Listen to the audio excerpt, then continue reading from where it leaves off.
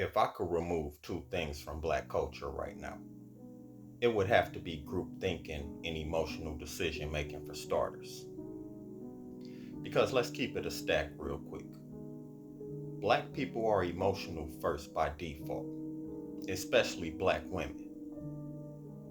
And our feelings not being hurt is more important than any fucking thing else on the planet. Everything that's wrong with us as a people stems from that. You don't believe me? Everything from how we cope with everything using escapism to avoid reality. And instead of actually dealing with our problems, we tell jokes, we drink, we smoke, engage in reckless sexual behavior, or our constant need to be entertained all the time. Even in our religious services. Just look at our churches. They're literally concerts. And God forbid we discuss God's will. Now we're being accused of being hateful and judgmental. But we never want to deal with anything head on. Or black people's sick desire to be validated by white society. Nah, I'm straight. Which is the mindset that created the cookout. And there's plenty of black people who love handing out honorary black cards to make non-black people who appropriate our culture and vernacular feel welcome. What makes it worse is we even allow outsiders to feel so welcome in our space and even have a voice over actual black people, something that we don't see in any other demographic. And if we're being honest, white validation was the reason why black women had no smoke for white men after the election, but had all the smoke for black men, despite 80% of black men voting for Harris. They wouldn't have. And now those brothers are regretting that decision. All the way down to the thousands of black men in prison today for being emotional and making stupid decisions. And one reason behind that is because in the black community, something we don't talk about, a lot of us as children were taught to be seen and not heard, or we got punished for it. And that's why a lot of us struggle today communicating our emotions now, because of how we were brought up. So many of us have these subconscious defense mechanisms and trauma responses that end up being toxic traits that affect our personal relationships in the long run. And a lot of relationships don't work in our community because a lot of black children weren't raised with any conflict resolution skills. We never had a voice as kids. We just heard yelling, never had things explained to us, plus the adults never apologized to us when they were wrong. And then we take that to our adult relationships. It's just learned behavior. We can unlearn it if we choose to, but it's something we have to be aware of and not let it control us, so that we can pay attention to facts first before making any type of decision. And we also need to be aware of people using our emotions against us. Because the people who actually hate us, yeah, they studied us for 400 years and know how emotional we are.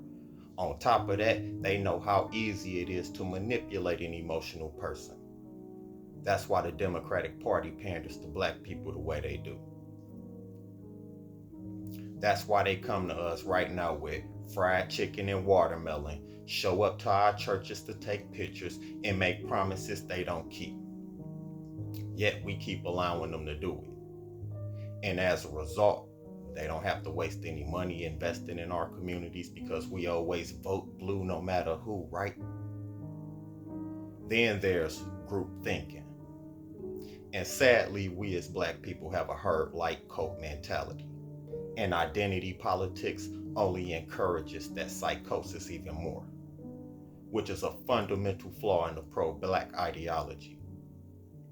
You know how they love to move the goalpost on what it means to be black, and they always base it off what black women like and dislike, with no regard whatsoever for what that individual black person may like or dislike. Which is very hypocritical considering how it's anti-black to be against the LGBT or black women, but hating black men is completely acceptable. But that's a topic for another day. But group thinking, that also comes from our upbringing as well. Because in most black families, independent thought isn't encouraged at all. When a child thinks differently than their parents, it's considered defiant to a point. So we're taught from an early age that autonomy and agency of any kind isn't allowed, while having every choice, action, and moment you make policed by others, especially black women. This is why black parents always feel like when you do something new or different, that you're doing it because of your friends. Almost like you don't have a brain of your own. Almost like if you're not listening to them, then it's your friends. It's never you thinking for yourself and just doing what you wanted. On top of other things such as you can't be mad because that's disrespectful. You can't have or state your opinions because that's disrespectful. Hell, you can't even stand up for yourself in a black family because that's disrespectful too. And what bothers me the most is our community won't allow other black people to be free thinkers, even when most of us agree that black people aren't a monolith. But if you don't agree with the majority, then you're a sellout again. How the fuck does that work? Moving the goalpost on blackness again. Our culture discourages thinking outside the box and prioritizes obedience to authority based on age, money, or outdated traditions. Rather than nurturing creativity, this mindset stomps on innovation, while we reward conformity over independent thought. And my message to black people is, we're not a group. Our individual decisions and actions does not translate to the progress of the overall race. We're all individuals and we don't need a leader.